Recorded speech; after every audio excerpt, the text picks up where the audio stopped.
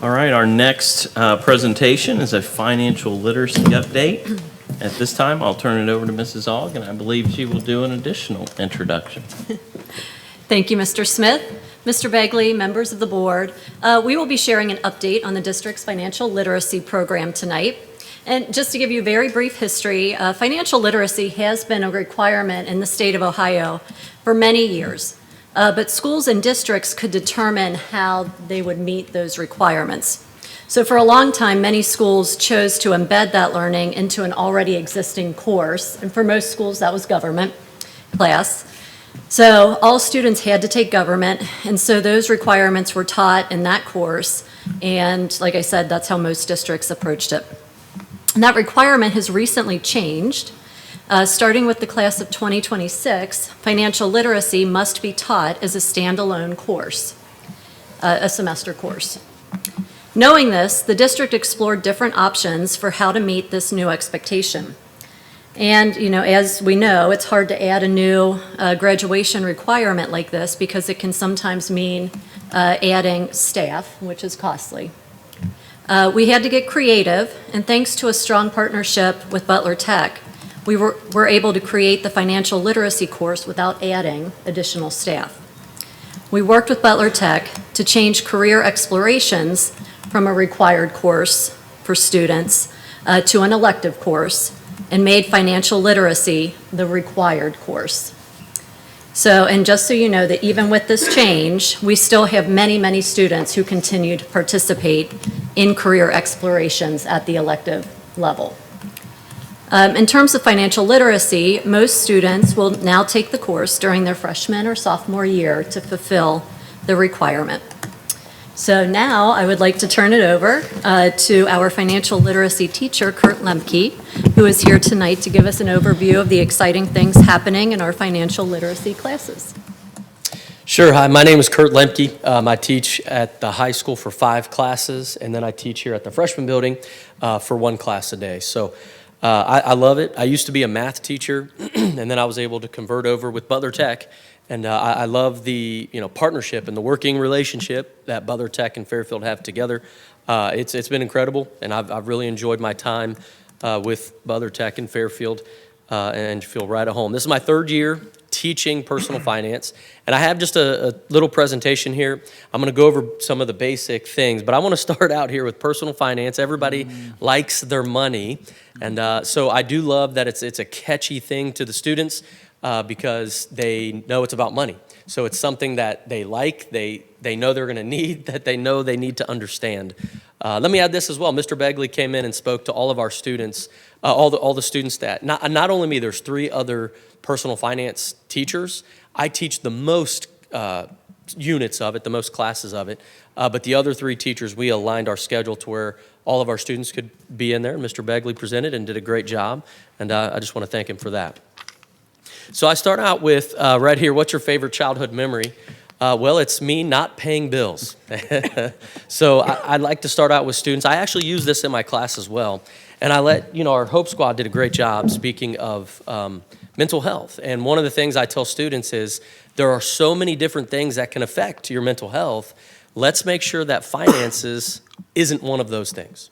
Because that can certainly, lots of statistics out there can tell you that when people get in debt and they don't handle money well, it can affect their relationships, their marriages, and then just their personal mental well-being. And so that's one thing I really hammer home with students, that let's take finances off as one of those mental health problems if we can have an understanding of doing it right from the beginning. And I also tell students too, it's easier to start out and move forward in a good way rather than digging that hole of debt that you find yourself digging out of a hole for years. And I say, well, as a high school student, you don't have that hole of debt, and so we're going to start you out right and hopefully make good choices financially moving forward. So some of the units that we go over, we have a banking unit where they do learn to write a check. I know that's not as used as much today, but it is something that's needed. They learn how to write a check, how to balance a checkbook, how to fill out a deposit slip, and we discuss a savings account and savings goals. We also have an online banking simulation that is just tremendous. I think it's great. I mean, it's like anybody, if you have online banking right now, the simulation that we have students do is just like it. It's just a tremendous job. Another unit we have, we do have a budgeting unit, and we talk about the 50-30-20 rule. And, you know, of course, the 50%, yeah, 50% needs, 30% wants, and 20% savings. Mr. Begley did a great job going over that with our students as well. So they're very familiar with that. We also have a unit of credit where we discuss not only credit cards, but also credit score, how that can affect your interest rate. We also talk about all the different loans when it comes to credit, such as a car loan or a home loan, you know, your mortgage, but also how all those things can, and the best way to make decisions to save the most interest. So for example, with a car loan, we discuss how the difference between taking a 3-year car loan versus a 6-year car loan. And even if the interest rate is the same, the different amount of interest you'll pay on that 6-year loan versus a 3-year loan. And kids' eyes light up like, wow, that's incredible. So that's something that they really enjoy learning. We do discuss investing in terms of, you know, stocks and bonds, mutual funds, but really a big focus is for retirement is what the big focus is in that unit. But yeah, students, I mean, it's awesome. I hear students come back and say, I told my mom yesterday about stocks and mutual funds, and she was blown away that I learned that. I'm like, that's awesome, you know. So I love hearing students discuss that. We do have a unit on insurance where we, of course, talk about car insurance and deductibles and all those things. But we also discuss medical insurance as well because that plays a huge part in our finances. And they learn, you know, the limits with, you know, a deductible, but also a copay, all these different things that students, you know, get to learn about that affect our finances. And then, not lastly, but kind of the last one I was discussing here is we do discuss taxes. They learn how to fill out a 1040, a 1040 EZ form. We'd also discuss how with our pay stubs, what kind of taxes come out of that. And then they learn, of course, you know, about FICA taxes and all these things. Local taxes, what that pays for, that goes into paying for our local schools. They also discuss state taxes and federal taxes. So students really, I love teaching this class. I just absolutely love it. You know, as a math teacher, of course, math is used everywhere, in fact, in this class. But I always had students say, when are we ever going to use this? And then I had to, well, you'll use it as an engineer, this, that, and the other. I never have students say that teaching this class. I never have a student say, when are we going to use this? Because they know. They know that it's going to be used.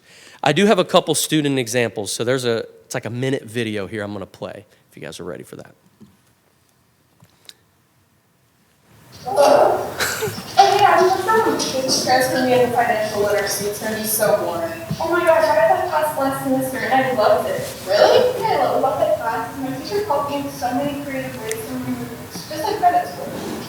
Oh wow. Yeah. Like we learned about when we do credit payment history, credit minutes, the length of credit history. Amazing. That is amazing. What else did you learn? Another thing he has us do is learn about credit cards, debit cards, and prepaid cards. And he has us do fun activities like sort code. That doesn't sound that bad. Exactly. Do you use this in your life? Yes, I split up my paycheck using the 50-30-20. What's that? 50% of it goes towards your needs, 30% goes to your wants, and 20% goes into your savings. Oh wow, I just spend my whole paycheck. Are you planning to go to college? Yeah. So a good way to help with that and saving up money is 50-30-20 rule. Oh, good to know. Yeah. That's awesome. All right. Just two more things here. Just wanted to share some student examples. We do some cut and paste activities where we do a cut and paste between when we're budgeting. We look at our weekly payments and bills such as groceries versus our monthly ones such as rent or house payment versus our annual ones. And then we also do things like our fixed versus variable expenses. So if anybody wants to look at, I have some examples here. We do a cut and paste activity showing the difference between a credit card and a debit card. So that's always a fun one. Students get that mixed up, in different times. And then we also do a foldable. Last thing here is we do a foldable with our credit score. We have the 5 different areas that affect your credit. And so you see here it says 35% payment history, and then you unfold it, and then they just have a description of what that means and what affects it and what goes into that.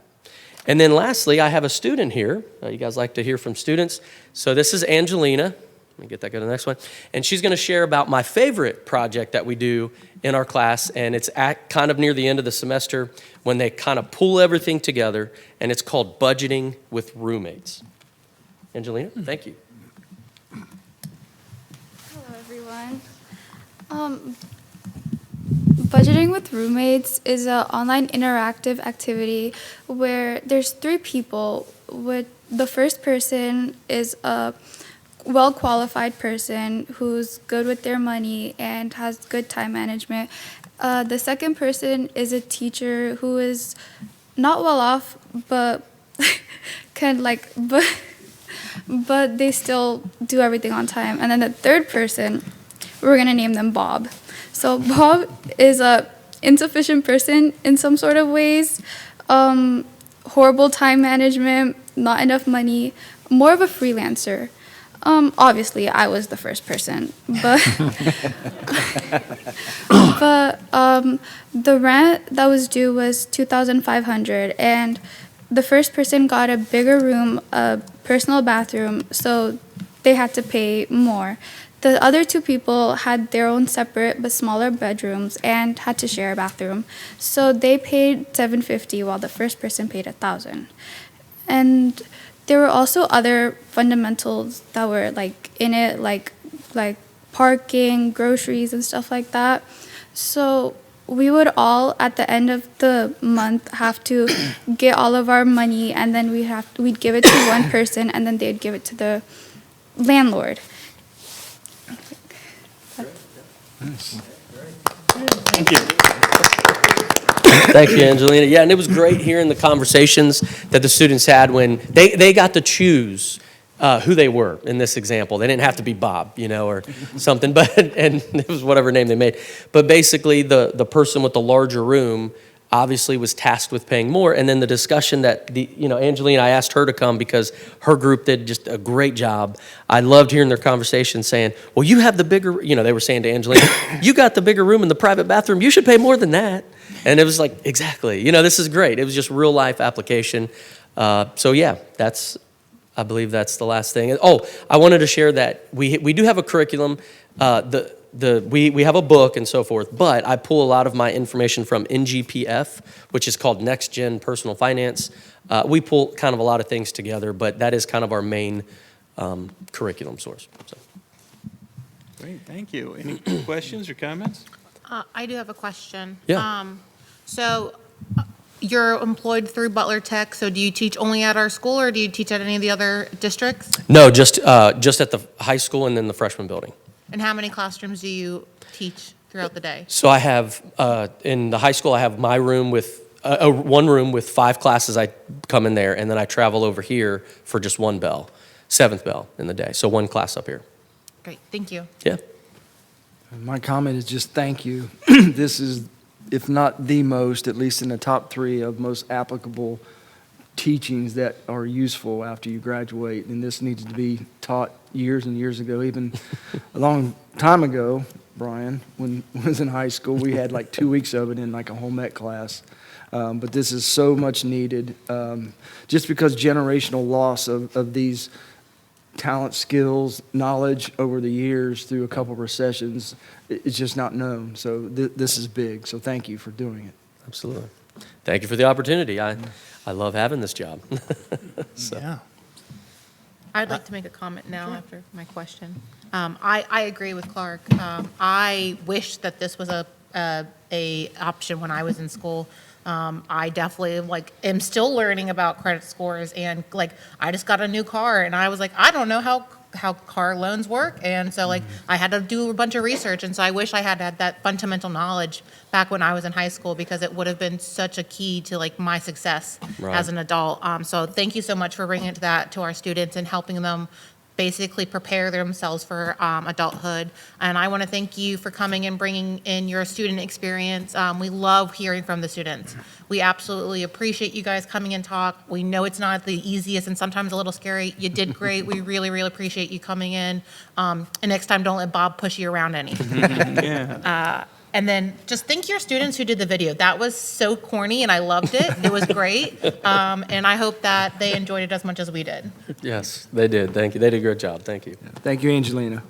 Mr. Napier, anything? No, yeah, I just want to say it was absolutely a privilege to come into the classroom and so much fun. Yeah. Students were very attentive. I'd love to come back. It was a wonderful experience. Absolutely. Thank you. Yes, thank you very much. Mhm.